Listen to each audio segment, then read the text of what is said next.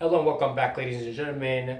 Good morning. Today I'm bringing you a Fairy Tale 488, chapter 488, reaction review, of course. I didn't have time to do it on Monday because I was at work. So without further ado, here we go. Enough wasting time. The title is The Two of Us Together Forever and Always. So here's Galgiel at the very top, going full strength, obviously. And you remember the last chapter, he went full strength. He went into this dragon mode thing, this dragon mode of Gadget into dragon mode, of course, basically, and he takes like a physical form of an actual dragon, just a humanoid form, in which he fights more like a human, less like a dragon. But he's very aggressive in his state. He actually learned this when he was younger, and he was able to master it. And he was able to find out how to use it, and he referred it as to that technique. After shortly defeating the Reaper with his Shakespearean talk, of course, and know-it-all, he gets dragged by the Reaper into hell because he wants him to spend time with him down there in the depths of the underworld, or in the abyss, so to speak. So without further ado, here's the first part of the dialogue, page 1, and let's begin. What the hell is this? My body is getting sucked in. The door into the underworld. Thou shalt never return. And there he goes again with the Shakespeare. Thou shalt not return, of course. So it is safe to say at this point that Gadul is fighting his way so he won't get dragged into the depths of the abyss by the Reaper himself. But question is, will that succeed, or will he get dragged down into the abyss?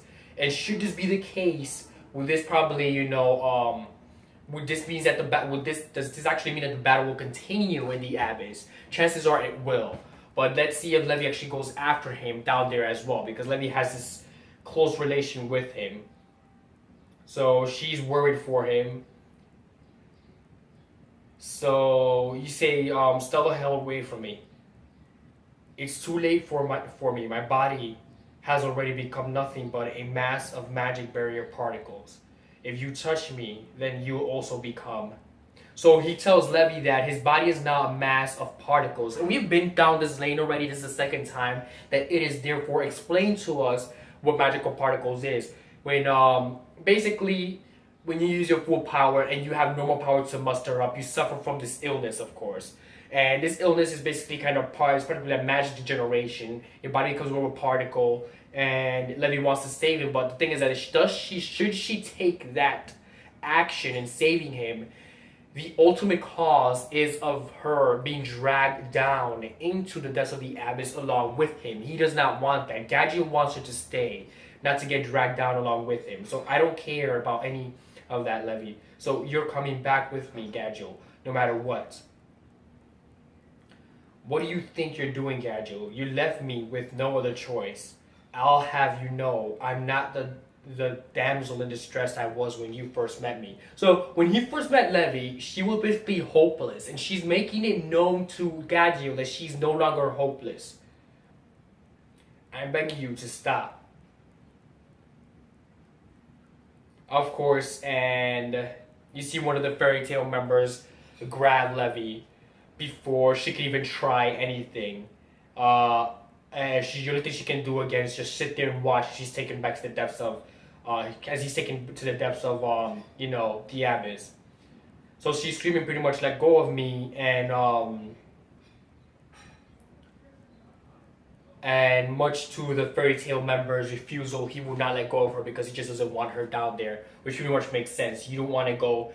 Your friend does not want you to join him in the abyss. It makes no sense for you to do the same. It would make no sense. So I must refuse your request. Least you get dragged into. I don't care. Let me go. At this rate, Gadget will be. Back then, I really was nothing but a degenerate scumbag. But then I met you, and you were able to bring out all the best parts of me that little where was of it anyway. So basically, what this basically means is that before he met Levi, he was this evil, guy who really didn't care much for the world. And we saw that when Natsu faced off with him, he really didn't care much. He was actually against Natsu, not with him. Eventually, after fighting Natsu and he met Levi, and his whole attitude towards the world changed. He believed that it should be saved, he should be with Fairy Tail, and that's where he belongs. and that he belongs with friends. And that's what he meant when he pretty much said to Levi, when I met you, I gained some significant meaning in my life. But basically, that's his way of saying goodbye, if anything. So let's see at the top of page 9. You taught me what it means to love, and for that I will be eternally grateful. So you see Levi there at the bottom panel, of course, crying at the bottom of page 9. Now we're going to the top of page 10. Let's see what happens. So she's crying to the point. She's crying basically. She's just uttering his name at this point. With you by my side for the first time, I was able to discover and think about things that had never occurred to me before. So right now at this point at page 10, we're actually in a flashback. He's thinking about the past, and Levi is thinking about the past in general. The future, a family, happiness. I can't help but laugh. Who would have thought that the great badass Gadget of old would actually consider acting like a respectable, competent adult? So he really didn't think that one day he would act like a mature person. But that day finally caught up to him.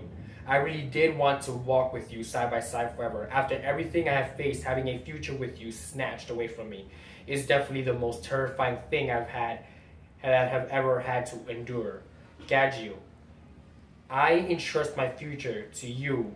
And you see Levi there, of course, screaming, no, you can't do that to me, Gagio. You've got to live to the fullest now for your sake and mine.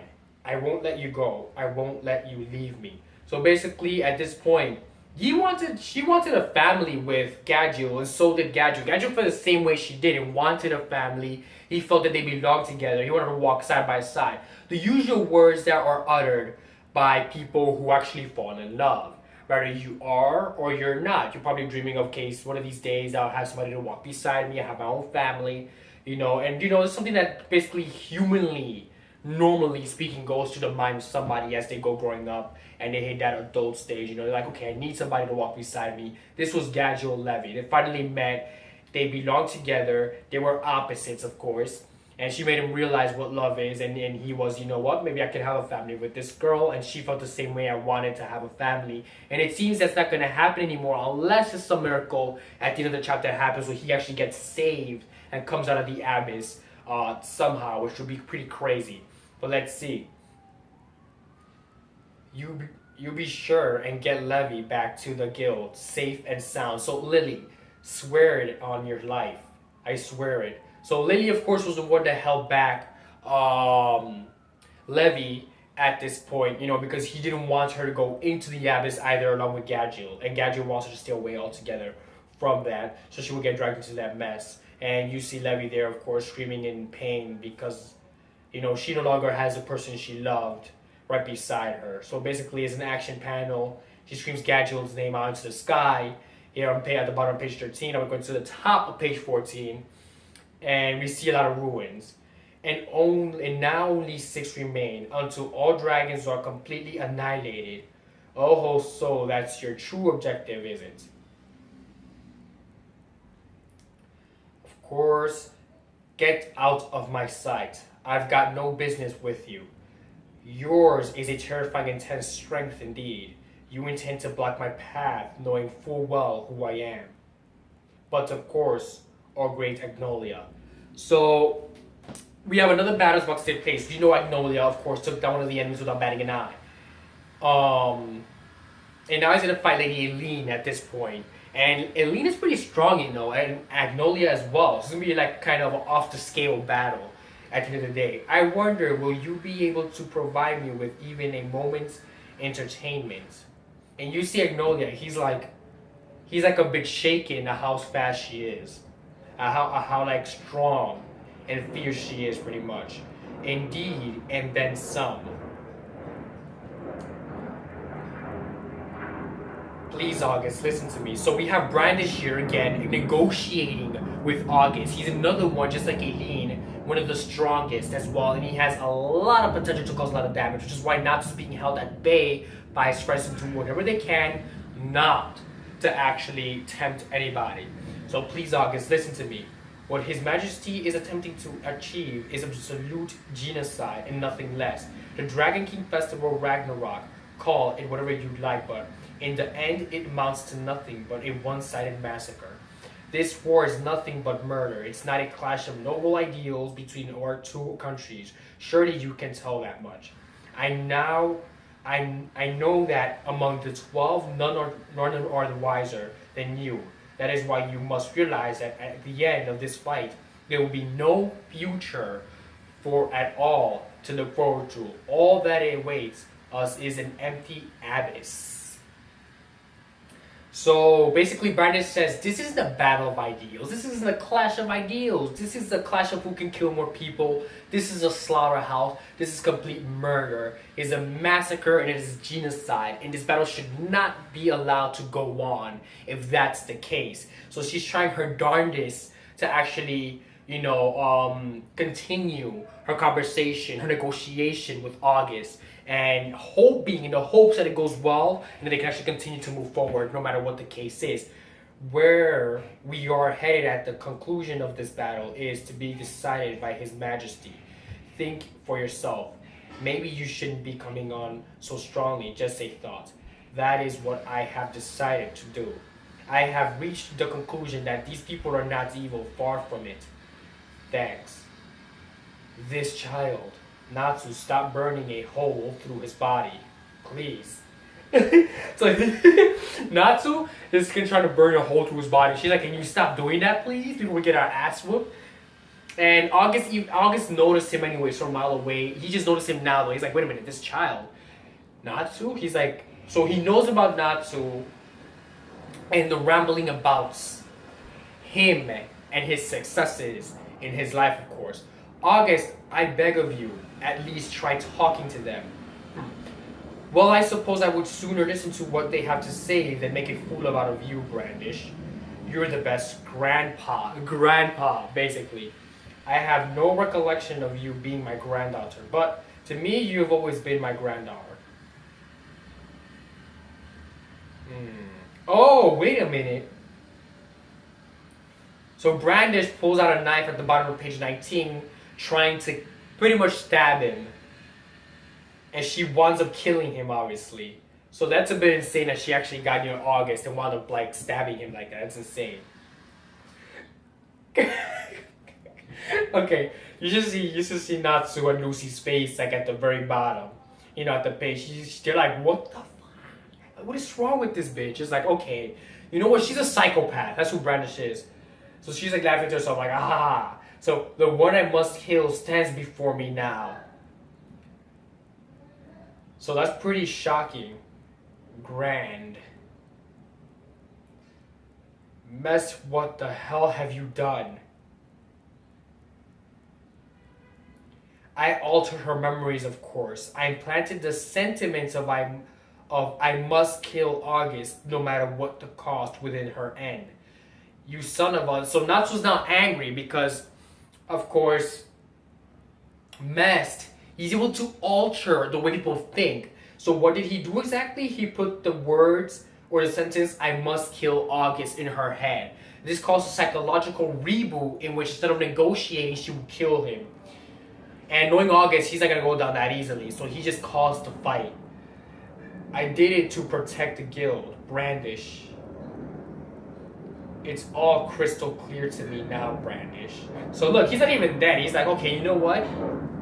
This is their way of resolving things. And now they have to fight him.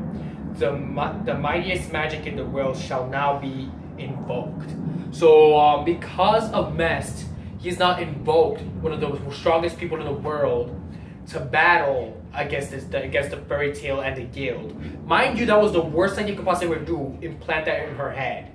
So to be continued in chapter 489, Universe 1. So I bet that's referring to the strongest magic that will be invoked or activated in the next chapter. So ladies and gentlemen, thank you very much for this action review of Fairy Tail 488. The two of us together forever and always. Have a great day.